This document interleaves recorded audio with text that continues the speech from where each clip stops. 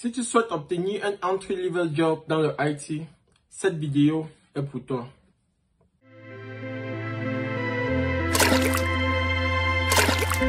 C'est vrai, j'ai parlé uniquement pour ceux qui souhaitent obtenir un entry-level job, mais en fait, ça ne se limite pas à ça.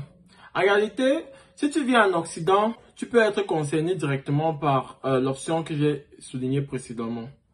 Mais cependant, si tu vis du côté de l'Afrique ou encore dans d'autres pays un peu moins développés, cette vidéo te sera également utile parce que l'astuce que je vais te montrer aujourd'hui dans cette vidéo, c'est l'astuce que j'ai utilisée et qui a marché 100% pour me permettre d'obtenir un entry-level job dans le IT à peine quelques mois de mon arrivée aux États-Unis et sans avoir à rentrer à l'école.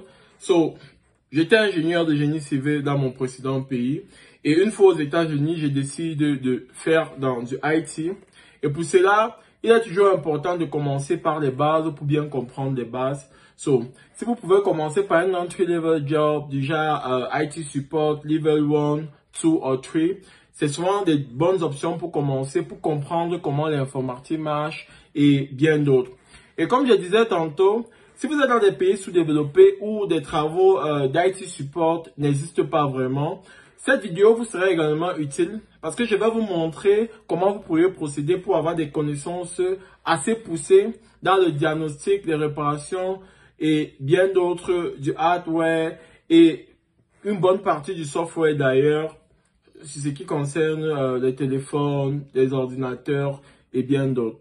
Donc, sans plus tarder, let's go! Donc, je vais commencer une fois de plus par faire une petite historique. Quand j'arrive aux États-Unis, ingénieur de génie civil, je décide de changer de carrière, ok? Je décide de faire dans l'informatique. Je décide que je vais rentrer à l'école dans 1 an. Et ce que je me dis, c'est, voilà, si tu décides de changer de domaine complètement, la première des choses que tu devrais faire, c'est essayer de comprendre déjà comment l'informatique fonctionne. Et pourquoi pas avoir un entry-level job en informatique, c'est faisable. Après quelques renseignements, sans avoir eu à faire un tour à l'école, il y a plein d'options, plein de stratégies que vous pouvez mettre sur pied afin d'avoir un entry-level job en informatique qui va vous permettre de travailler aisément sans vous casser le dos comme pour beaucoup.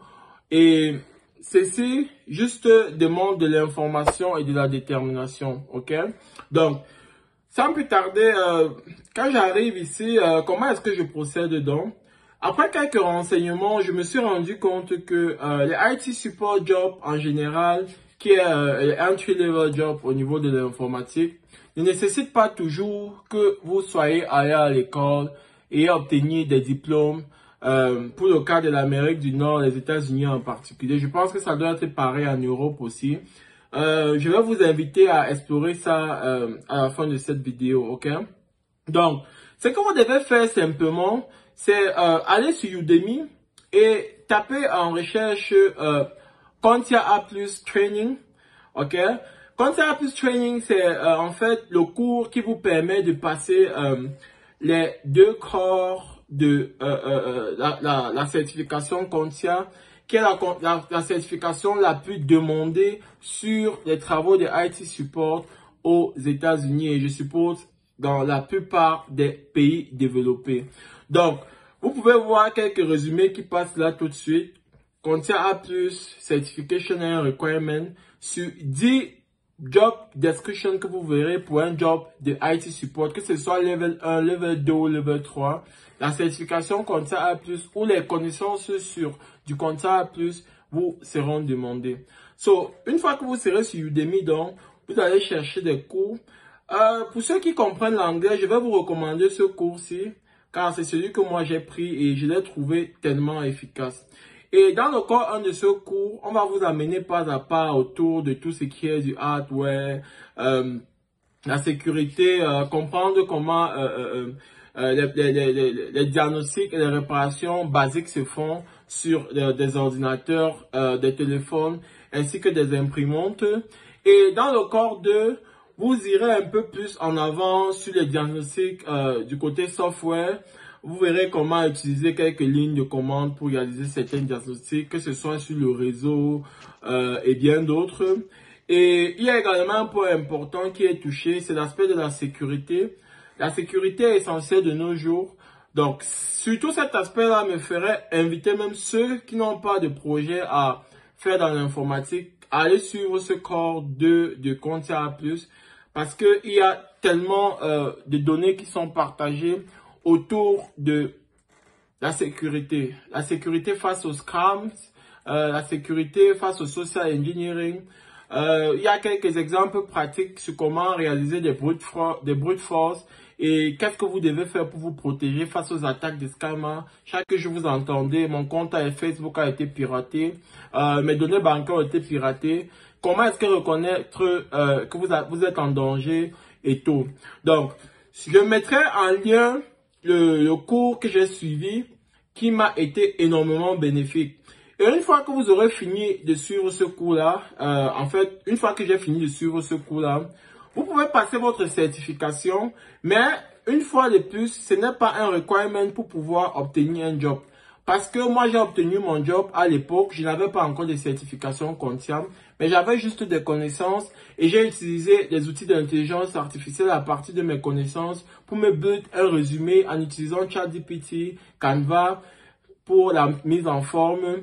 Et j'ai eu un résumé build pour Kontia A+, job, ok? Et ce que j'ai fait par la suite, c'était simplement de créer mon profil sur ZipRecruiter. J'ai mis ce résumé là-bas. Et après quelques semaines seulement, des recruteurs ont commencé à me contacter. Ok? So, allez-y. Ça peut vous prendre 3 mois, 2 mois et demi à 3 mois si vous êtes un peu travailleur. Parce que le corps 2, c'est environ 36 heures de cours. Le corps 1 est environ dans la trentaine d'heures également. Allez-y, bûchez ça. Vous donnez 2 mois, 2 mois et demi, vous bûchez ça. Vous faites votre résumé. Vous créez votre compte sur ZipRecruiter. Si vous avez des difficultés à le faire, vous pouvez me laisser des questions en commentaire. Je pourrai vous montrer comment procéder. D'ailleurs, je mettrai également le lien de ZipRecruiter en commentaire. N'allez pas sur Indeed ou whatever. Tous ces sites-là font chier. Avec ZipRecruiter, je peux vous rassurer que si vous avez built un bon résumé, vous avez le minimum de connaissances, des recruteurs vous contacteront automatiquement et vous n'aurez plus qu'à prouver vos compétences un peu plus en avant. Je suis également ouvert à vous assister sur comment build un résumé sur le entry level technician en tant qu'informaticien. Donc si vous avez besoin que je vous aide un peu en profondeur, sans souci, faites-moi savoir en commentaire et on peut se mettre en contact. Je vous donne un peu plus d'astuces sur les mots-clés si vous avez de la peine à utiliser l'intelligence artificielle pour build votre résumé. Et je crois, si vous suivez ce plan, comme je l'ai dit, depuis que j'ai eu à bosser, pendant près de 2 ans où j'ai eu à travailler comme IT support pour l'humain aux États-Unis ici, j'ai eu peut-être une 50aine d'offres d'emploi qui sont venues dans mon compte. Et je n'ai simplement pas validé parce que je me sentais à l'aise où j'étais. Et c'est simplement parce qu'avec l'école, ça commence à être compliqué que j'ai dû arrêter avec ce job-là.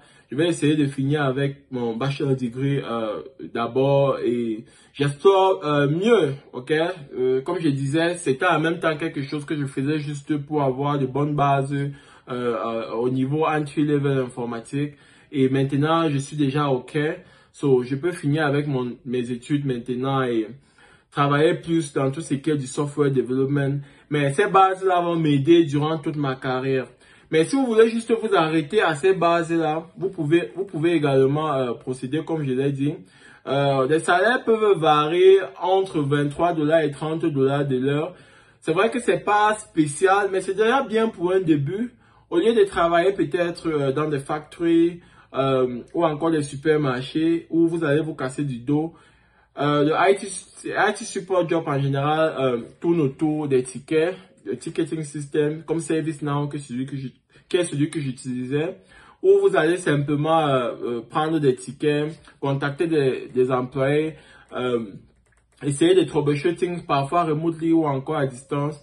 Parfois, quand il y a des spécificités, certaines machines peuvent être ship chez vous afin que vous puissiez diagnostiquer en profondeur le hardware, procéder avec quelques remplacements et par la suite renvoyer la machine. Ok?